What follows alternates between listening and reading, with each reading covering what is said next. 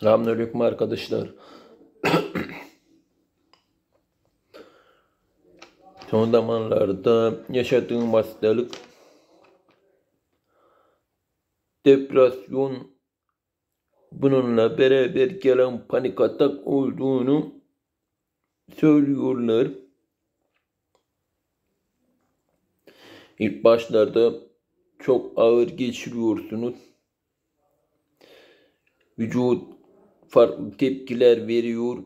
Kalp çırpıntısı falan gelince kalp krizi geçireceğin hisleri falan veriyor. Bu durumda hemen doktora gidiyorsunuz. Bu duruma kapıldığınız zaman hemen geçmiyor. 20 dakika ile 30 dakika arası sürüyor. Ondan sonra mesela bir evdesiniz ya da köydesiniz. Hastaneye gidene kadar dayanabilir miyim? Yaşar mıyım? Nasıl olur? Bunları düşünüyorsunuz.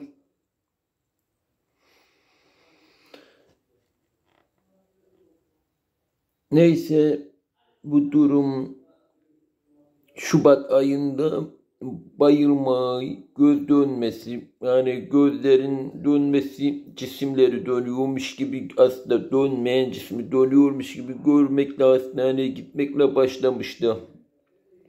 Buradan acile gitmiştik. Acil tabii kan alma falan testleri yaptı. Bir de ilaçlar neyse testleri yaptı acile gidince. KBB'ye gidilmesini istedi acilen. Bir de özel bir hastaneye gitmiştik. Orada nörolojiye gittik. Nörolojide kardiyolojiye sevk etti. Kardiyolojide kalp ritim bozukluğu dedi. Holter testi falan, bunları birçoğunuz bilir.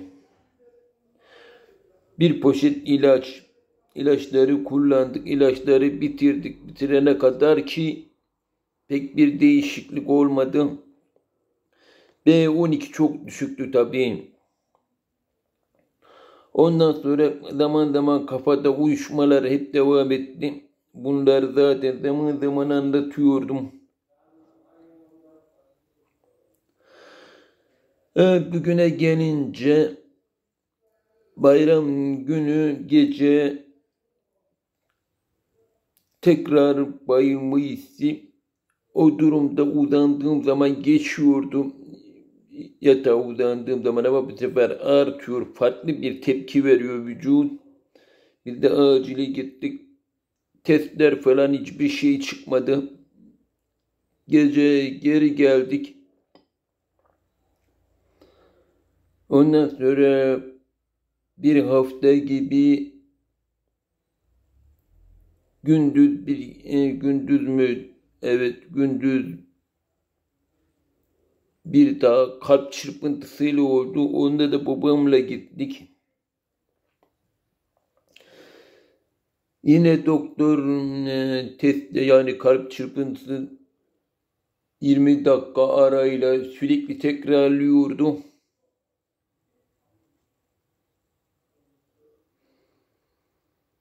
Öyle tabii endişe de var tabii. Kriz mi geçiriyorsun? Ne geçiriyorsun? Ölecek misin? Yaşayacak mısın? Burada hastaneye gidiyor. Orada da testler, bir şeyin yok diyor. Ama kalbin tıkır tıkır tıkır etmesine hastanede dahil hissediyorsun. Gözlerin merceklerini davuluna vurur gibi titreşimler var. Oynatıyordu. Orayı da geçtik. Bir gün sonra akşam yine tekledi. Bu sefer de ağır geçti. Bu sefer Aserca'ya gittik. Asercik'ten devlet hastanesine gittik.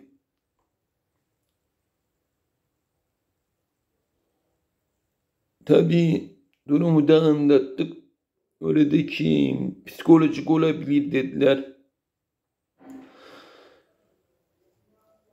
Neyse, oradan da geri döndük.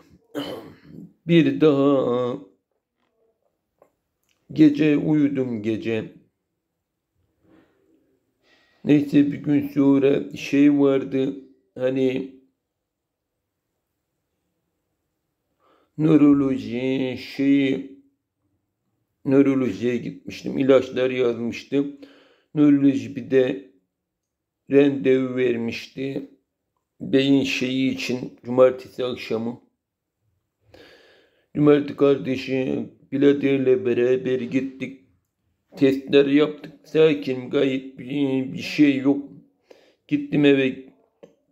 Gece uyurken şak diye uyanıyorsun. Ondan sonra kalpte farklılıklar, vücutta sıkışmalar. Tansiyon ölçtük 155 çıktı. Gece birader kaldırdık. Tekrar gittik hastaneye. Hastanenin tansiyonu üstüne 155 yine üstü.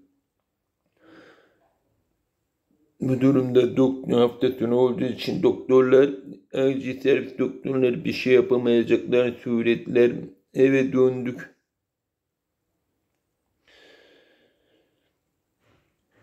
Kanalımda bir Emin Öztürk diye biri var. Bana bir doktor ismi verdi. Seninki psikolojik olabilir diye yorumlarda da bir sürü öneriler oldu. Hepsi psikolojik panik atak dediler birçoğu.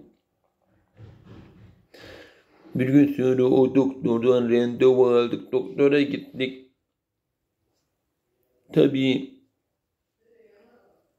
600 adet soru soruyor. O soruları bir cevaplıyoruz. Kan aldı tabii. Kan aldık. Soruları cevapladık. Sorulardan sonra bana ilaç yazdı.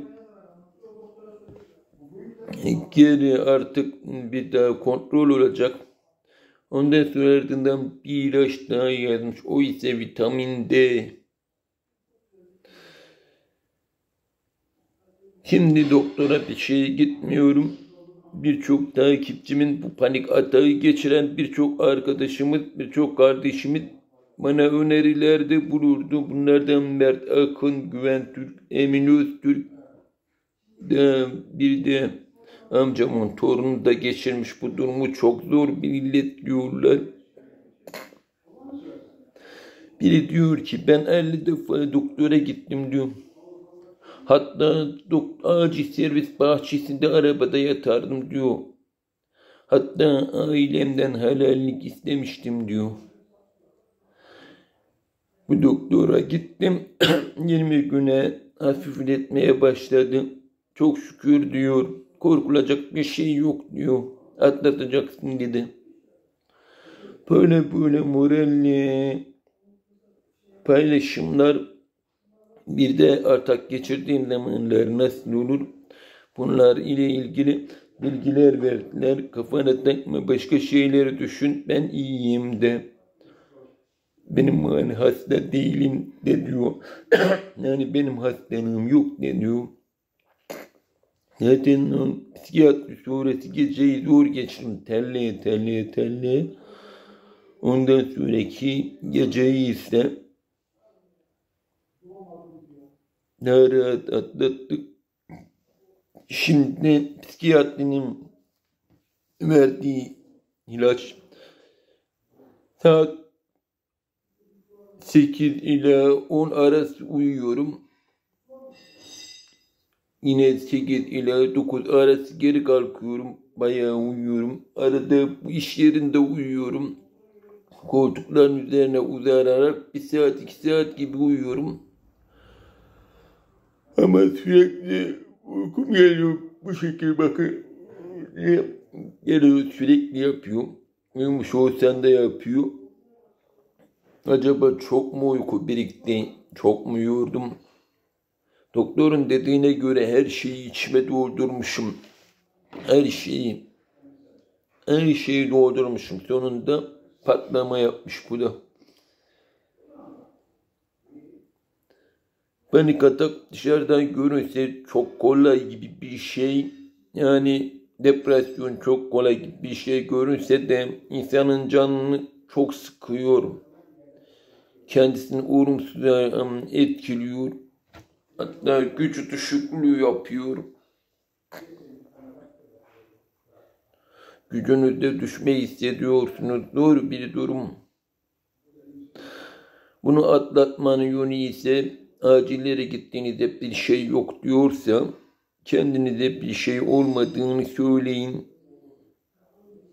Kendinizi bırakmayın. Yani söyleyin, ben iyiyim, bir şeyim yok, sadece stres, depresyondayım, geçecek deyin.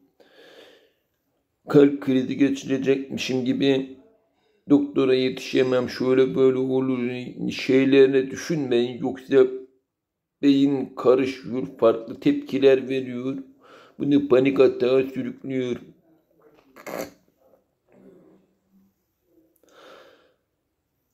Bir önceki videomda yorumlarda gördüğünüz gibi bir sürü hasta tavsiyelerde bulunmuş, yorumlar yazmış. Bunları okuduğum zaman bir nebze moral, yani bu hastalığı geçirmem için bana psikolojik olarak çok destek oldular. Hepsine en içten dileklerimle teşekkür ediyorum. Özellikle bir de İsmail Ustam'ın yorumunu gördüm. İsmail Ustam da geçmiş olsun dedi. Bir de Traktör Nedim Yıldız, bir daha vardı.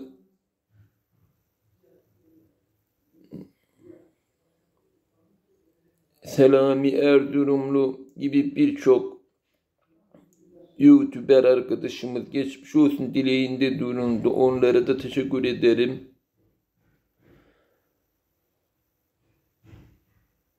Özellikle bu stresi İsmail Usta da yaşayabilir. Çünkü tamirat yapanlara daha çok sorular soruluyor. Yani tamir ile ilgili, ama köy hayatı paylaşımlarında fazla yorum olmuyor, fazla soru olmuyor. Bu da güzel bir şey. Tabii bir aralar son doktora gittiğim zaman acile birilerinden yardım isteyecektim. Başta Serkan abiden isteyecektim ama istemedim. Psikolojik olduğunu söyleyince bir psikolojiye gidelim bakalım, olmazsa öyle yaparız demiştik. Doğru bir durum yani.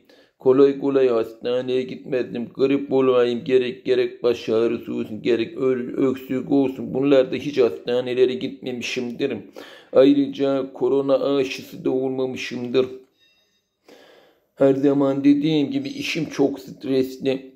Bazen sorularına cevap vermediğim zamanlar bana kızıyorlar. Maksız yapıyorsun diye. Gelin görün ki halimi nasıl bir şeymiş.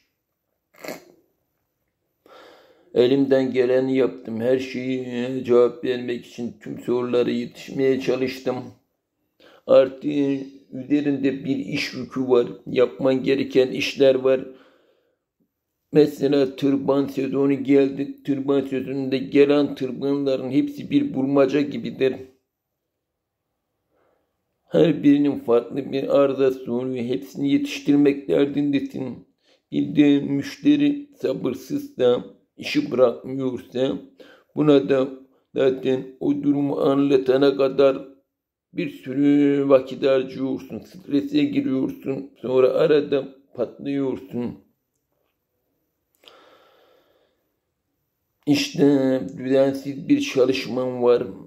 Düzensiz bir, özellikle tırban sezonları en sıkıldığım dönemlerdir. En çok strese girdiğim dönemlerdir. Şu anda iş yerinde 3 kişi çalışıyor. Osman, Adem, Ramazan. Ben ise bilinmeyen acil durumlarda bakıyorum. Yine de çalışmaya devam edeceğim. Kendimi işe verip belki rahatlarım. Arada mesela dün akşam yüksekten sıktım kendimi tabii. Panik atağa izin vermedim. Kendimi sağmadım. Sonra biraz dinledim. Hemen uyumaya geçtim.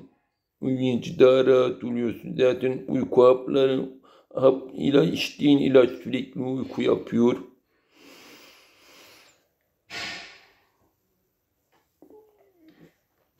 İlaçtan sonra uyurken herhangi bir sıkıntı yaşamadım. Uyanınca yorgun, güçsüz uyanıyorsun. Hem de hem akşam bu duruma düşüyor. Arada öğleler yapıyorum. İnşallah bunu atlatırım. Tabii eğer benim videomu bunu yaşayan arkadaşlarım varsa yaşadığı durumu tabii anlatabilir. Bunlardan yaşadığı durumları anlattıkları zaman da başka hastalar olacaktır, başka insanlar olacaktır. Bunları okuyup izleyip kendileri moral bulacaktır. Bu panik atak kolay geçiremezseniz, hemen sorunun ne olduğunu bilemezseniz sizin için büyük bir sıkıntı. Psikolojik olarak size çok büyük darbe vurabilir. Bundan dolayı bazı doktorların, ayrıca birçok doktorun, kalp doktoru olsun, nöroloji olsun, bunlar bazı hastalıkların psikolojik olduğunu gayet iyi bilmesi gerekiyor. Senin bir şeyin yok deyip göndermemesi gerekiyor. Bakın özel hastaneye gittiğimde holter falan takılmıştı. Sende psikolojik sorun olabilir, sen psikiyatriye bir git bir baktır demesi gerekiyordu. Değil mi? Aylardır bu hastalığın üzerindeymişim. Hastalık birikmiş, her şeyi işime atmışım. Sonra da böyle bir patlak veriyor. Şu tırban sözüne gidip ailemle dışarılara gezip stres atmayı istediğim oldu. Ama gördüğünüz gibi hasta olduk. İnşallah en kısa zamanda atlatacağız.